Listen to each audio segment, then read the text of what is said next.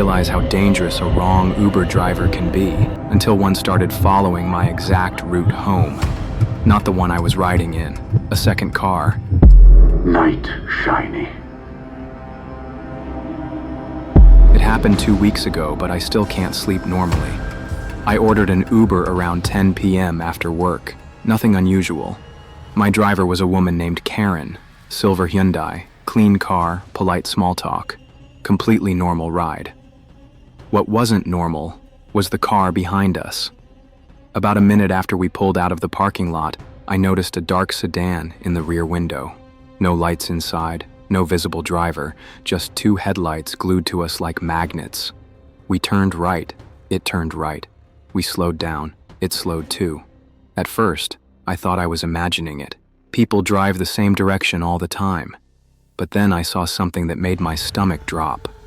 The car behind us was taking the exact same turns the Uber app was giving us, not the natural route a random driver would take. You know how Uber routes are sometimes weird? Extra side streets, unnecessary loops? The car followed every one of them, every single one. Even Karen noticed. She glanced at the mirror and said quietly, "That car has been behind us since the pickup. Strange." I tried to laugh it off, but my throat was dry. We turned into a residential area, a weird detour the GPS forced us to take, and the sedan followed, even though the street was practically empty and had no reason to be driven through unless you lived there. My phone buzzed. A notification from Uber. "Your driver is arriving soon." My heart stopped. Arriving soon? But I was already inside the car. I opened the app.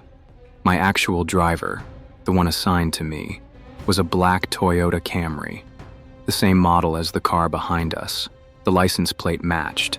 The message said, "Your driver is waiting at the pickup location." But the dot on the map, the driver's location, was moving, right behind us. I felt goosebumps spread across my arms. The man behind us wasn't just following us, he was following me. My actual Uber driver, whoever he was silently trailing the ride I'd taken instead. Karen whispered, "We should call the police." I told her to keep driving, don't stop. My voice was shaking. Then, the sedan suddenly sped up, not swerving, not threatening, just calmly closing the distance until its headlights filled the entire back window. Karen's hands tightened on the wheel. "Hold on," she said. She made a sharp turn onto a long road. The sedan followed instantly. My phone buzzed again. Another Uber notification. "Your driver has arrived." But we were miles from my address. Then the message refreshed. Trip started. I felt my chest twist. He wasn't following anymore. He was driving a route that matched mine. Turn for turn, street for street. Then it hit me. He knew where I lived. He was driving to my house. Karen turned onto the highway, hoping to lose him. But every time she changed lanes, the Camry behind us mirrored her perfectly, like he was tied to our bumper with an invisible rope. I checked the app again. His profile picture was a man in his 40s. Neutral expression, average looking, the kind of person you forget immediately. But what made my skin crawl was this. He had been waiting for me at the pickup spot for 17 minutes, without canceling. No driver does that. Not unless they're waiting for someone, not a fare. Karen whispered, "Do you want me to drive you to a police station?" I opened my mouth to say yes, but before I could, the sedan's headlights suddenly vanished from the mirror. He turned his lights off, on a pitch-black road. Karen gasped softly. "He's still there," she said. "I can see his silhouette." I couldn't breathe. My heart hammered so loudly I could hear it in my ears. Then my phone buzzed again. Another Uber notification. "Your trip is ending soon." I stared at it. He was minutes from my house. He was literally driving to my front door. I leaned forward. "Don't take me home, please. Don't go anywhere near my street." Karen nodded. She took a sudden left turn into a gas station, pulling near the pumps. Bright lights everywhere, security cameras, people around. The sedan didn't follow us in. He drove past slowly, but didn't stop, didn't even look, just kept going toward the direction of my house. I felt my stomach drop. Karen parked, locked the doors, and turned to me. We're calling 911. Right now.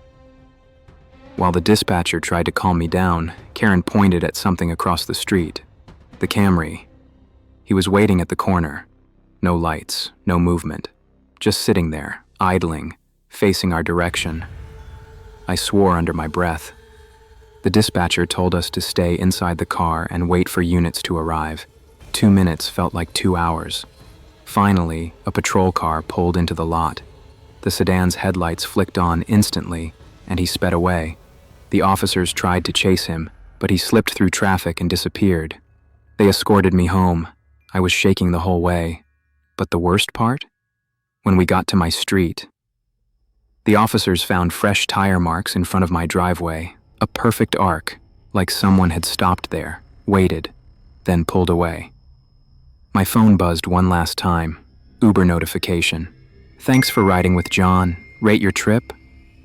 I reported the account immediately. Uber banned it within hours, but they emailed me something later that froze my blood. The man wasn't an Uber driver. He had used a stolen driver account. The real owner lived 3 states away. Whoever was following me had my name, my pickup spot, my drop-off location, my entire home route, and they still haven't found him. That night, I couldn't sleep. Every few minutes I checked the window, expecting to see headlights or the silhouette of that Camry parked across the street, but nothing came. Around 2 a.m., my phone buzzed. A notification, not from Uber, not from any app I recognized, just a text from an unknown number. You got home safe. I felt my throat close. My hands started trembling so badly I nearly dropped the phone. I blocked the number instantly and called the police again. They sent a patrol car to watch my house until morning, but there was no sign of the Camry, no sign of the man, nothing. By sunrise, I convinced myself it might be over.